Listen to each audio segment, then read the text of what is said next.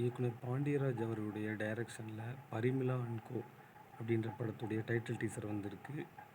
அது மட்டும் இல்லாமல் மே தினத்தை முன்னிட்டு நிறைய படங்களுடைய ஃபஸ்ட் லுக் போஸ்டர் இன்றைக்கி ரிலீஸ் பண்ணியிருக்காங்க. அதை ஒன் பை ஒன்னாக பார்க்கலாம். முக்கியமாக ப்ரோமோஸ் நிறைய இன்றைக்கி ரிலீஸ் ஆகிருக்கு. அதாவது பாரத் அவர்களுடைய காவிய காதல் அப்படின்ற படத்துடைய ப்ரோமோ இன்றைக்கி ரிலீஸ் பண்ணியிருக்காங்க. பிருத்விராஜோட நோபடி படத்தோட டீசர் ரிலீஸ் ஆகிருக்கு. அது மட்டும் இல்லாமல் பிரதீப் ரங்கநாதனோட லைக் படம் மே 6ஆம் தேதி அமேசான் ப்ரைமில் ரிலீஸ் ஆகுது.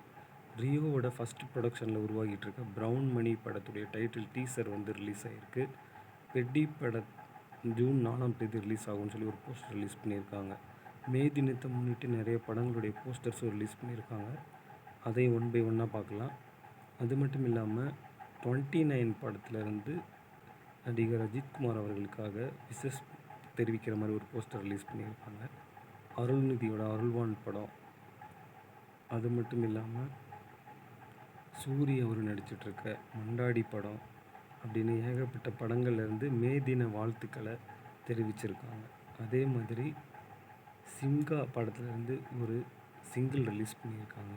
இமயவலை திரைப்படம் ரொம்ப நாளாகவே ரிலீஸ்க்கு காத்திருக்கு.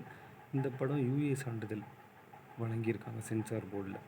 29 படத்தோட ப்ரீ ரிலீஸ் ஈவெண்ட் மே 2ஆம் தேதி நடக்க போகுது அப்படின்னு சொல்லி ஒரு போஸ்டர் ரிலீஸ் பண்ணியிருக்காங்க. துருவ நட்சத்திரம் படத்தில் இருந்த எல்லா ப்ராப்ளம்ஸும் சால்வ் ஆகி மே 28ஆம் தேதி இந்த படம் திரைக்கு வர இருக்குது.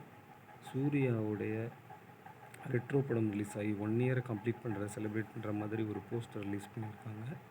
அது மட்டும் இல்லாமல் கருப்பு படமும் இந்த 1 அப்படின்ற டேக் லைனோட சூர்யாவோட டைட்டில் கார்டு வரும்னு ஒரு பேட்டியில் ஆர்ஜே பாலாஜி சொல்லியிருக்காரு. அஜித்குமார் அவர்களுடைய பிறந்த நாளை முன்னிட்டு எல்லோரும் அவருக்கு விஷஸ் தெரிவிச்சிருக்காங்க. நம்மளும் நம்மளோட விஷஸை தெரிவிச்சுக்கலாம்.